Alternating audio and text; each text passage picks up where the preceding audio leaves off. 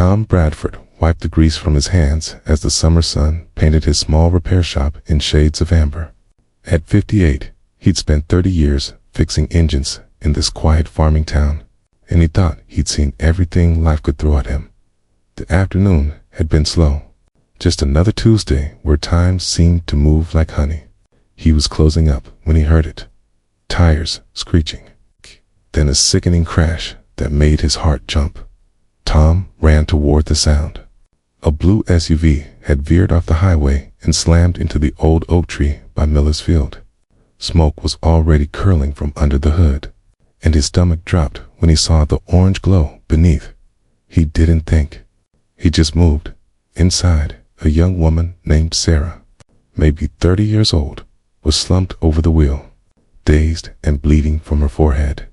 But what froze his blood were the two little girls in the back seat, twins who couldn't have been more than 4 years old. They wore matching pink dresses, their blonde pigtails bouncing as they cried for their mama. The flames were spreading fast. Tom yanked open the driver's door and shook Sarah awake. Her eyes were unfocused, confused. "Carls," he said firmly. "We have to get your girls." That word cut through her fog. She stumbled out with his help, and together they got to the back doors. The child locks were jammed from the impact. Tom could feel the heat now, see the fire climbing closer to the fuel tank. His hands were shaking, but he kept trying. The second door finally gave way. He pulled out the first twin, handed her to Sarah, then reached back for her sister. The little girl wrapped her arms around his neck so tight he could barely breathe. They ran. 20 feet, 30, 40. Tom's knees weren't what they used to be. The fear gave him speed he didn't know he still had. The explosion came just as they hit the ground behind the drainage ditch. The blast wave rolled over them like thunder, and pieces of metal rained down around them. When Tom looked up, the SUV was completely engulfed, a tower of black smoke rising into the peaceful sky. Sarah was crying, holding both her daughters, checking them over and over. The twins were scared but unhurt, clinging to their mother. One of them still had her teddy bear clutched in her small fist. The ambulance came, then the fire trucks. The paramedics checked everyone over. Tom had some cuts and a burn on his arm he hadn't even noticed.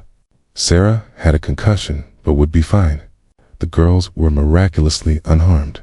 A young reporter from the county paper showed up and took some photos. Sarah kept thanking him through her tears, saying she didn't know how to repay him. Tom just shook his head and said anybody would have done the same, though they both knew that wasn't true. By the time he got home to his small farmhouse, the adrenaline had worn off and every muscle ached. He showered, wrapped his burned arm, and fell into bed, too tired even to eat. The next morning started like a dream. That hadn't quite faded. Tom heard them before he saw them, the deep thump of helicopter rotors. Multiple aircraft getting closer. He stepped out onto his porch with his coffee and nearly dropped a mug. 3 helicopters were descending toward his property. Behind them, a convoy of vehicles was turning up his long driveway, kicking up dust in the morning light. What in the world? The helicopters landed in his back field, the one he'd left fallow this year. The vehicles pulled up. News vans, SUVs with corporate logos. Even a limousine that looked completely out of place next to his rusted pickup. Tom stood there in his work, his jeans and flannel shirt, trying to make sense of it all. A man in an expensive suit emerged from the limousine, followed by camera crews and people with clipboards. Then Sarah stepped out, the twins holding each of her hands. Behind them came more people, town officials, the mayor, faces he recognized from around town, and many he didn't. The man in the suit approached first, his hand extended. "Mr. Bradford, I'm Richard Morgan. Sarah is my daughter. Those are my granddaughters, Emma and Lily, that you pulled from that fire." Tom shook his hand, still confused. "I'm glad they're okay, but I don't understand what all this is." Richard's eyes were wet. "Mr. Bradford, I own Morgan Industries. Yesterday, You risked your life to save my entire world. No amount of money could ever repay that, but I want to try." What happened next felt like something from a movie. Richard had brought contractors, architects, suppliers. He wanted to rebuild Tom's aging shop into a state-of-the-art facility. He wanted to pay off the farm, set up a trust, ensure Tom never worried about money again. The news crews were filming everything. The mayor was making speeches about heroism. People from town had shown up with food and flowers, wanting to shake his hand, but Tom barely noticed any of it. He was watching Sarah with her daughters. Emma and Lily kept peeking at him from behind their mother's legs, still shy but curious. When they finally came over, Lily held up her teddy bear to show him. "Mr. Tom saved us," she whispered to the bear. That's when it really hit him. What could have been lost? Not buildings or money, but these little lives, this young mother, the love in his family. "Okay, I don't need all this," Tom said quietly to Richard. "I just need to know they're safe." Richard nodded, understanding.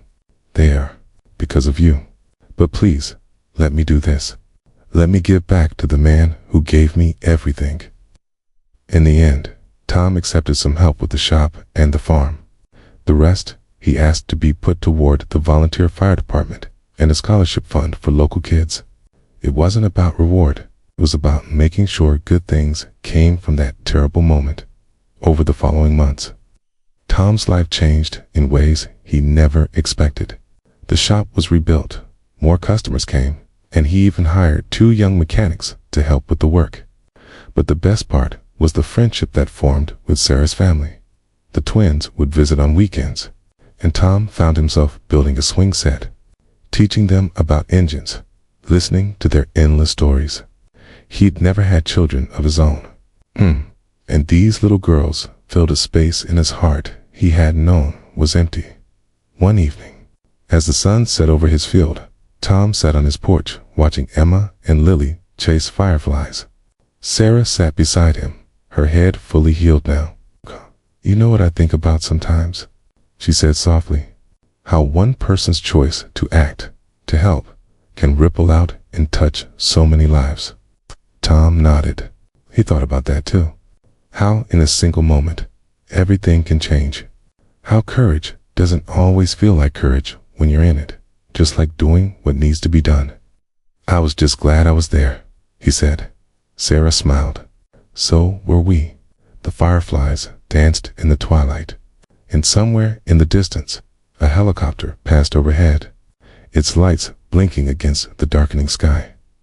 If this story touched your heart, please like, share, and subscribe for more tales of everyday heroes and life-changing moments. Leave a comment below and tell us about a time when kindness made all the difference in your life. Your stories matter. Together, we can remind the world that compassion still lives in the hearts of ordinary people doing extraordinary things.